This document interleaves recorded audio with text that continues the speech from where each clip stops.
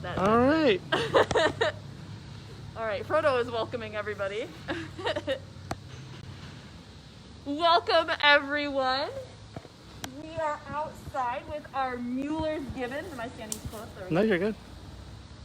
And for today, for Enrichment Week, today we're going to talk about two different types of enrichment. The first is structural or environmental. And that one, it's not necessarily one of the easier enrichments to do, but these guys are also a really great example of it. If you look around in their exhibit, we've got all sorts of awesome ropes. We have the fire hose over here. Again, that's the our local Bloomington Fire Department donates to us when their fire hose fails their tests, or however they test them. I don't know. They're not good for fighting fires anymore, so they donate them to us, and we make cool enrichment items out of them. So environmental enrichment is kind of changing the animal's environment, changing their perching. We do that a couple times a year with all of our parrots. We change out their enrichment, or their perching. Not only because they chew on them, but to change it up a little bit. And then the other enrichment we're talking about is tactile enrichment, or manipulative cognitive enrichment. So that's a really fun one to do with our gibbons because they are one of the smarter species here that we have at Miller Park Zoo that we take care of. And so because they are smarter, we can give them those more complex enrichment to figure things out. Today I gave them a pool with some bubble bath in it. We've got some organic, non-toxic baby bubble bath. And so there's some like floaty jolly balls in there. And then there's apple pieces in there too that they may find. But of course right now they're still eating their breakfast. They're showing their other enrichment, their food enrichment. I put some of their breakfast in some egg cartons this morning. And Sammy's enjoying the rest of the watermelon that we fed to the tortoises yesterday.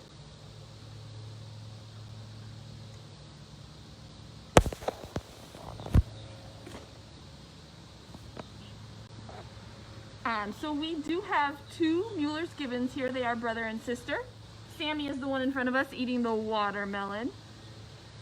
And she is 16? Or 16 and 18. I think she's the younger one. She is 16. And then Frodo is her older brother at 18. In captivity, these guys can live well into their late 30s, early 40s. They are native to the Borneo island. So you can imagine they are enjoying these warmer temperatures. They don't come outside until it gets about 50 degrees. So another one of those enrichments, we use that swimming pool in the winter. When it snows in the winter, I'll come outside and get some clean snow and I'll fill that swimming pool up. And then I'll put like grapes, because grapes are their favorite. They'll do just about anything for grapes. I'll hide grapes in the snow. Because that's some fun enrichment. They would not come across snow in Borneo. Your mom wants to know if Sammy and Frodo know their names.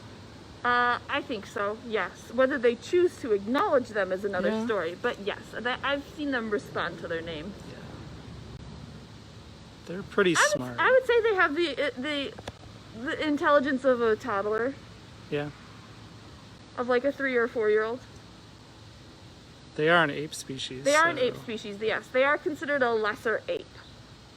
You can see, oh, now she's gonna sit down. One of the ways you can tell the difference between a monkey and an ape is that apes do not have tails. So these guys do not have a tail. Then she's gonna go check out her bubbles. She's like, I hope there's snacks in there. Zoom out a little bit.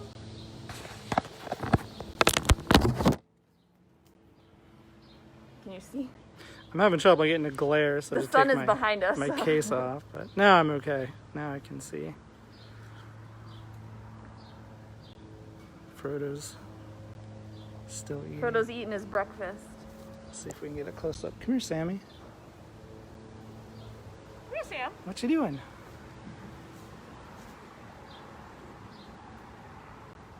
Oh, Frodo's playing in the bubbles again. Over, okay.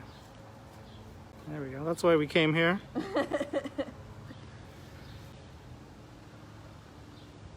I think I personally also like to do tactile enrichment a lot with Frodo, partly because you get a good reaction out of him with tactile enrichment. He is a texture dude. Like, textures wig him out. It's so funny. Like, he doesn't like sticky things. I saw him do the primate handshake at some point where he got something and he wanted to get it off, so he shook his hand. He just shakes his hand. And a lot of the bigger primates do that.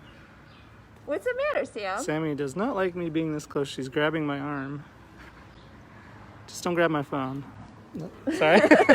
As I say that, that's why I jerked away. I didn't want to get too close. We can watch Frodo though. Good girl, Sam. You can feel free to hit us up with any questions you have about the gibbons or the enrichment. The way I look at environmental or tactile, a lot of that is like toys.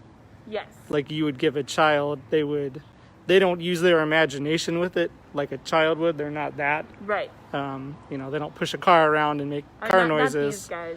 But what they do is, they might pick something up and hit it back and forth. Right.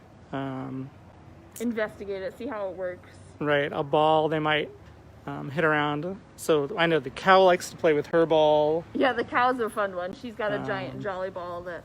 The tiger loves balls. And his keg. And his keg. And he's got that big white hanging barrel. Yeah. He was playing with that just before we started the live. Yeah, we could hear him playing with it. So. And then you can also combine enrichments as well, like I did here. So there are, even though he's eating the bubbles, again, they are non-toxic bubble bath. We always make sure that the enrichment is safe for the animal.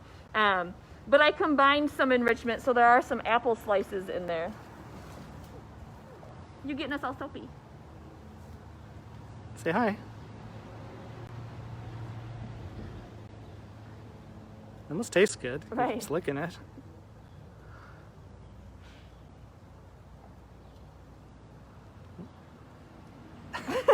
It must taste good. So sometimes they combine the enrichment for us. Right. And they turn the tactile enrichment into food enrichment.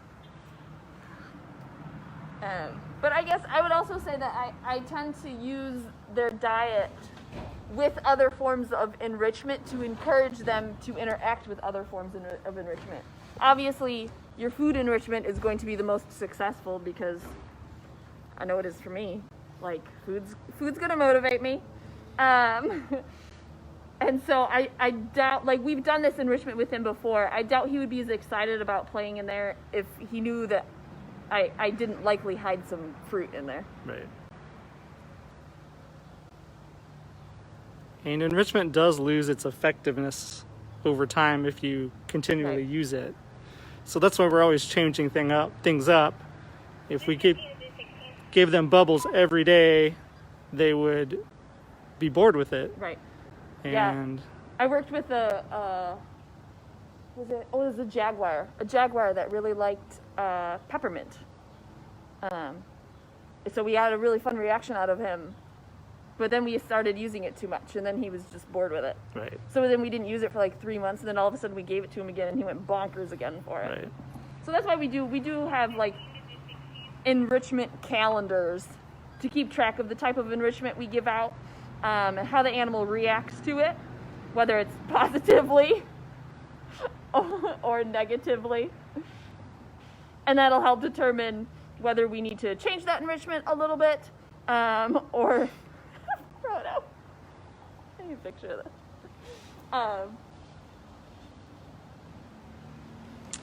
that. Sarika wants to know, what do they eat and how old they are? The gibbons. Frodo turned 18 last winter, and Sam turned 16 on Christmas Day. That's Frodo, And that's Sam over here. She's the one Sammy. that's going Hiding in through the shadows. her breakfast fruit still. And these guys can live into their 40s in captivity. What was the other question? Diet. What do they eat? Yeah. Diet. So Sammy is eating some of her primate biscuit right now. You can see on the ground in front of her, she's got, these guys get 3 different types of primate biscuits. So in her hand, she's eating, it's called a canned primate. It's kind of get a better view. It's not in the shadows. I don't know how to describe the canned primate. It's kind of like a canned cat or dog food, but a lot harder. Yeah. More solid. And it's one of their favorites. And then they also there's red leaf eater in front of her. We give that to a lot of our leaf eaters. So like the red pandas get that, the lemurs, the wallabies get it. And then she's also got those larger brown biscuits in front of her, and that's called primate browse. That's just another leaf eater that you tend to give to a primate. So these guys get it, the lemurs get that one, the langurs get it, the sloth gets those. I think that's mostly who eats those ones. Yeah. And then in the wild, these guys are mostly fruit eaters. They live up in the canopies of trees, and they mostly eat fruit and leaves. So here they get their fruit in the morning because that kind of encourages them to come into the back. So I can lock them in a stall in the back so that I can come out here safely to clean their exhibit. Like I said earlier, these guys will do just about anything for a grape.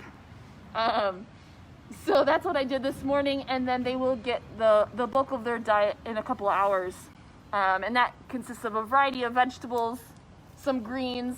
I think I put some romaine and kale in there yesterday for them today.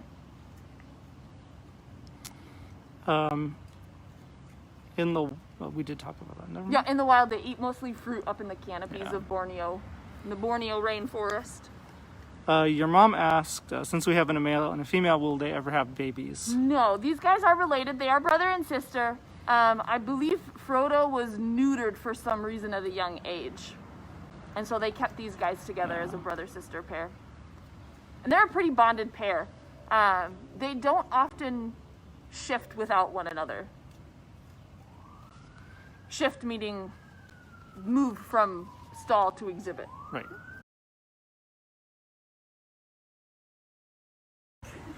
My phone overheated. So now we're on Grace's phone. So we'll wait for some people to come back, and then we'll talk about the gibbons for a little bit more. If you missed the first part, we are with our Müeller's gibbons, or gray gibbons. And we gave them bubble baths today. Grace There's made some a bubble apples bath. hiding in there. Oh, Frodo just did his little handshake. It's my favorite. That's why, like I said earlier, I love giving him tactile enrichment because you get a good reaction out of him because he's not a fan of weird textures.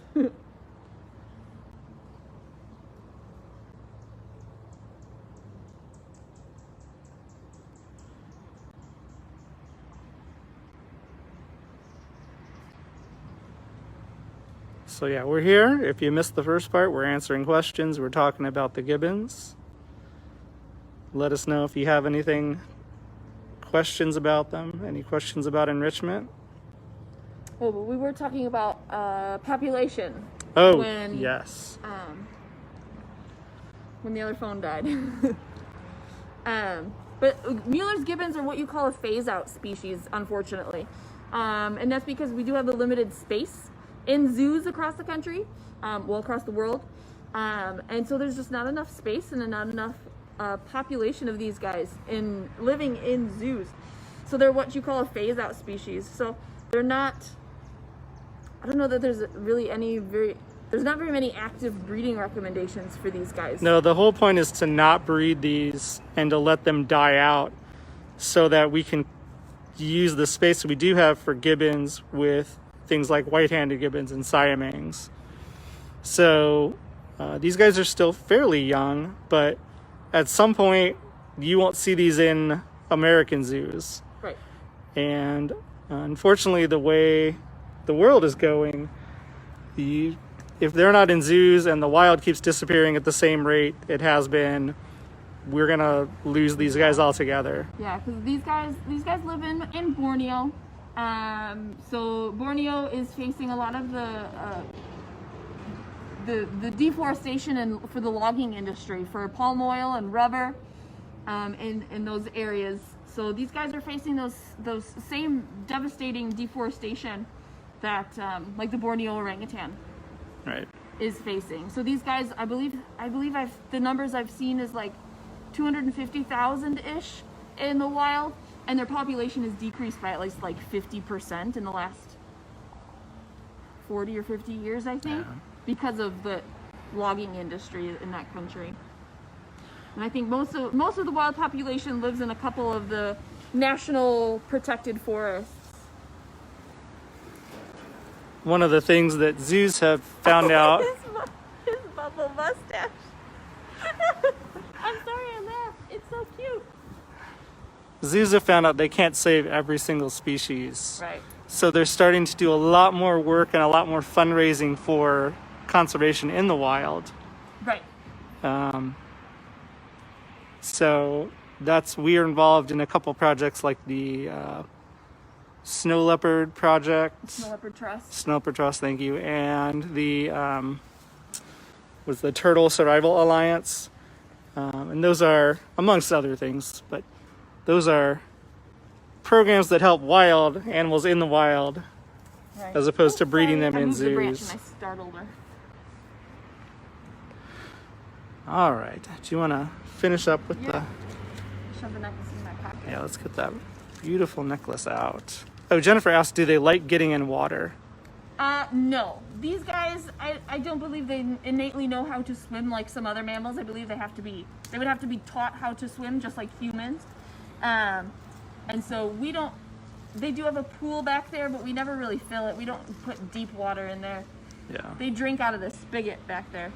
A lot of zoos do have islands where they put these primates on Right. because they don't swim. They have the island moat around.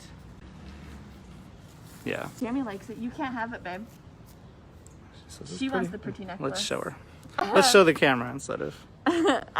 So just as a reminder, if you guys donate to any of our lives today, or this week, sorry, any lives this week, we'll enter your name into a drawing to enter or to win. Sorry, I'm watching the gibbons and not concentrating on what I'm saying. If you donate to any of the lives this week, you will be entered into a chance to win this necklace. I made it, there's some flamingo feathers in there. All right. Thanks for tuning in, guys. Yeah, Miss Shannon will be doing the live tomorrow with our last form of enrichment. Be some form of feathered friend. With some form of feathered friend. Yeah. That I think a lot of people are their favorite. I think she's looking for dandelions. She grabbed a leaf to. They like the dandelions. All right. Thanks for tuning Bye in, guys. guys. Thanks for watching.